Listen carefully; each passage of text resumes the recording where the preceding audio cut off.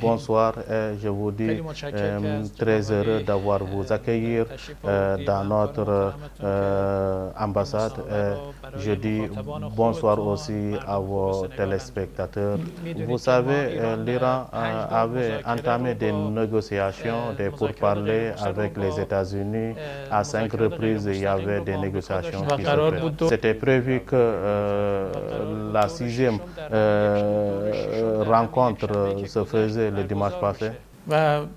On s'attendait sûrement qu'il y aura même des accords qui vont être conclus durant cette rencontre. Le régime criminel, le régime illégal, sans prévenir la République islamique d'Iran, a agressé la souveraineté d'un pays au cœur d'une discussion qui pouvait aboutir à un accord.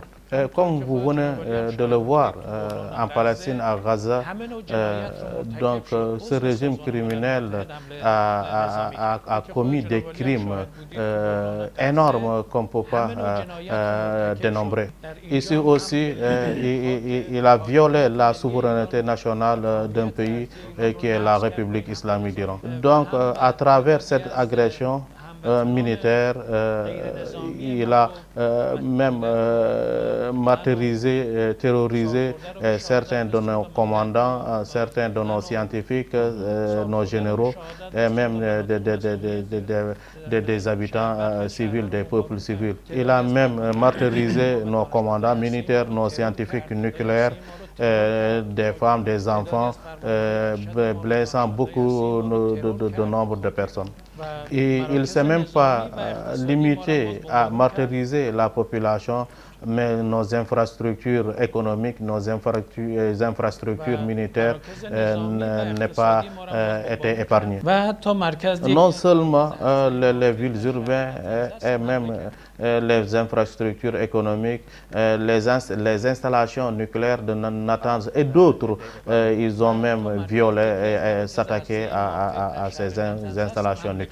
Selon la Convention internationale, s'attaquer aux installations nucléaires exclusivement est interdit. Donc, les pays ne doivent pas s'attaquer à ces installations nucléaires. Donc, c'est formellement interdit, mais on voit que ce régime illégal s'est attaqué et il a agressé ces installations nucléaires. Ça aussi, ça prouve que l'une des lignes rouges que ce régime a dépassé.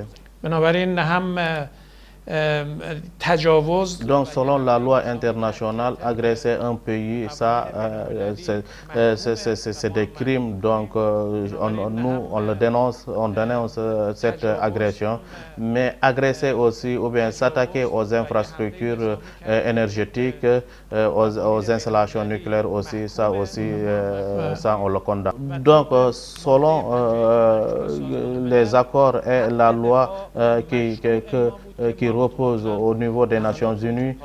Donc cette charte prouve que la charte numéro 51 prouve que chaque pays doit se défendre à une agression. Donc nous, on est en train de se défendre à cette agression illégale. C'est une question très intéressante et je vais en profiter pour parler aux téléspectateurs. Le Premier ministre du régime est sioniste depuis 2007. À chaque fois qu'il va dans des institutions internationales, il parlait du programme nucléaire de la République islamique d'Iran, soi-disant l'Iran dans 6 mois, donc il va se donner et il va se doter de l'arme nucléaire. Donc depuis 2017 jusqu'à nos jours, l'Iran jusqu'à présent n'a pas obtenu de l'arme nucléaire. Donc ce qui concerne au niveau de l'Agence internationale de l'énergie atomique, atomique. Et au niveau de sa charte, donc il est bien précis que chaque pays doit posséder de l'énergie atomique, mais à vocation civile. Donc, je vais vous donner 3 raisons qui nous interdisent de se doter, de se procurer de la bombe atomique. Donc, l'Iran aussi, la première raison, l'Iran est un pays membre, est l'un des pays membres aussi du traité sur la non-prolifération.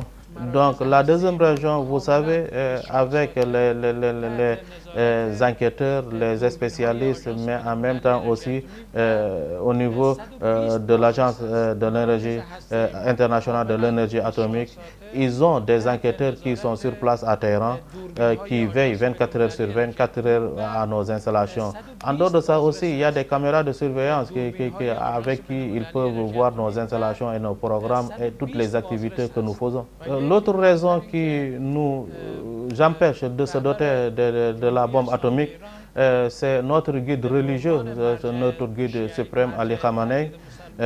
Lui, il a donné une fatwa que la production ou bien de se doter de la bombe atomique, ça c'est formellement interdit. Donc, si un religieux parle de ça, donc nous aussi on respecte ses consignes. Je vous fais un point très intéressant. Le directeur de l'Agence internationale de l'énergie atomique, M. Grassi, il a eu des interviews avec la chaîne de télévision CNN. Il a prouvé directement que jusqu'à présent, rien ne montre que l'Iran est à la recherche de la bombe atomique. Et rien ne montre aussi que l'Iran a déjà de la bombe atomique. L'ancien directeur de l'Agence internationale de l'énergie atomique, Mohamed Al-Baradei, lui aussi dans ses publications, il a même prouvé que l'Iran ne cherche pas de la bombe atomique.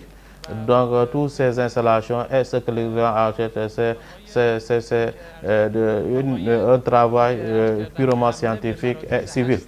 Donc, il a même condamné aussi vigoureusement les attaques sur les installations nucléaires de la République islamique d'Iran. Lorsque le Premier ministre nous parle que l'Iran ne doit pas se doter de l'arme nucléaire, alors que lui, il a plus de 200, il détient plus de 200 têtes ou bien 200 ovides de la bombe atomique. L'autre cas aussi, il n'est pas membre de ce qu'on appelle, il n'est pas membre aussi des traités internationaux concernant de l'énergie atomique, surtout le traité sur la non-prolifération. Il ne donne pas aussi l'autorisation à l'EIA d'aller visiter leurs installations. Non seulement il n'est pas membre aussi de la Convention sur les armes chimiques. Qu'est-ce qu'il voulait? Il voulait non seulement empêcher le développement scientifique, le développement agriculture, la liberté de la recherche et le développement de la République islamique d'Iran. Donc, l'un des principaux activités ou bien la cause principale de ces agressions, il voulait changer le régime que nous avons. Il voulait un régime qui sera à leurs ordres, un régime qui sera à la solde ou bien qui va gérer les intérêts des Occidentaux et au contraire un régime qui ne va pas se soucier des intérêts du peuple iranien. Mais avec cette agression, ils ont commis certaines erreurs qu'ils ne peuvent pas récompenser. Ils croyaient que peut-être si nous faisons nos agressions la République islamique d'Iran, donc il y aura des manifestations à l'intérieur et le peuple va se soulever contre le régime, donc le régime va tomber. Au contraire, cela a renforcer l'unité à l'intérieur. Non seulement aussi à l'intérieur, mais la diaspora aussi qui est à l'extérieur de la République islamique d'Iran, ils se sont soudés, ils ont accompagné et ils sont restés du côté du régime et de l'armée de la République. L'autre volet aussi qu'il prétendait, c'est si on élimine ou bien on martyrise ou bien on terrorise les commandants, les généraux ou bien les grands scientifiques nucléaires, donc l'Iran sera à genoux. Ils ont minimisé la force spatiale de la République islamique d'Iran, et croyant que quand nous attaquons à l'Iran, si on les agresse, ils vont croiser les mains sans rien faire. Mais ils ont vu les répliques. Donc l'Iran, avec la légitime défense, vraiment s'est attaqué avec précision au niveau des installations militaires et énergétiques du régime sioniste. Raison pour laquelle, après ces répliques de précision, les pays occidentaux ont appelé la République islamique d'Iran pour se venir autour de la table, essayer de discuter, de négocier et de voir l'issue de cette guerre. Donc nous, à l'état actuel, on est face à l'agression du régime sioniste. Nous n'avons pas autre choix, la résilience, et de faire face à cette agression aussi. Nous n'avons jamais commencé à débuter une guerre. Mais de toute façon, on va se défendre jusqu'au dernier souffle. Ce qui concerne la négociation, nous n'avons jamais quitté la table de la négociation. Donc, nous n'avons jamais reconnu l'État illégal d'Israël. Mais à travers les autres médiateurs, on est en train de voir comment résoudre le problème qui concerne le nucléaire de la République islamique. Et la porte est grandement ouverte avec les autres pays amis de dialoguer, ou bien s'ils peuvent venir pour essayer de faire la médiation. Donc là, diplomatiquement, et c'est ça notre rôle, donc on est là à bras ouverts pour les accueillir et essayer de voir ensemble comment on peut avancer. Ouvrir le front avec les États-Unis alors qu'on est en train de faire la guerre avec Israël, ça ne nous dérange pas, puisque nous avons cette expérience de 8 ans de guerre avec Saddam Hussein, avec l'Irak. Donc, alors que Saddam Hussein, nous avons presque le monde entier était derrière Saddam Hussein. Donc, 8 ans de guerre, donc ça veut dire grande chose. Avec l'aide de tous les pays en matière de logistique, en matière d'information, de renseignement, même pas un centime de nos terres, on n'a pas cédé ça. Donc on a résisté jusqu'à la fin de cette guerre. Avec l'aide d'Allah subhanahu wa ta'ala, donc on sera prêt et on fera face avec la résilience d'être toujours debout jusqu'à la fin de cette agression. Pour ce qui concerne l'arsenal que la République islamique d'Iran a, jusqu'à présent, nous n'avons pas utilisé notre nouvelle technologie, donc c'est les anciens munitions, les anciens missiles que nous avons 10 ans, 20 ans, qu'on est en train d'utiliser seulement avec un test qu'on a utilisé une seule missile hypersonique qui a fait beaucoup de dégâts. Donc il y a tellement de missiles que nous avons, des missiles à orbite multiples, Khurram Shahr 4, donc des missiles Fatah, des missiles Sijil. Donc tout ça, donc c'est des choses que ça c'est l'armée qui détient vraiment ça. Donc ces attaques, cette agression, on répond par stratégie avec s'ils nous bombardent nous aussi avec ce qu'ils ont fait, c'est en réponse de la situation. Mais pour ce que nous avons jusqu'à présent, nous n'avons pas encore touché notre arsenal. Vous savez, les crimes humanitaires que ce régime illégal a commis à Gaza, si auparavant les Nations Unies ont condamné et ont arrêté les dirigeants de ces régimes criminels, on n'aurait pas arrivé à l'agression de la République islamique d'Iran.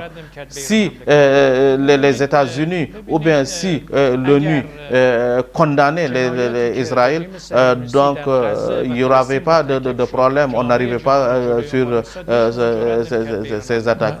La racine du régime sioniste, c'est toujours illégal, c'est toujours l'agression. Donc si on se laisse faire, Demain, où est-ce qu'ils vont partir? Demain, quel pays ils vont aller agresser? Donc voilà l'authenticité, voilà les raisons pour lesquelles il fallait s'unir, il fallait travailler ensemble pour amener ce régime criminel à la raison. Donc nous sommes un pays membre des Nations Unies, la Nations Unies qui appelle à la paix un peu partout dans le monde. Donc on est attaqué, on est agressé. C'est la violation flagrante de la Convention des Nations Unies. Donc la raison d'être des Nations Unies, c'est d'empêcher et d'éviter l'agression, de piétiner aussi la souveraineté d'un pays. Donc les Nations Unies doivent faire leurs efforts pour arrêter cette guerre qui permettra d'avoir la paix et la stabilité partout dans le monde. Compris le Tout-Puissant qui aura de la paix et la stabilité un peu partout dans le monde.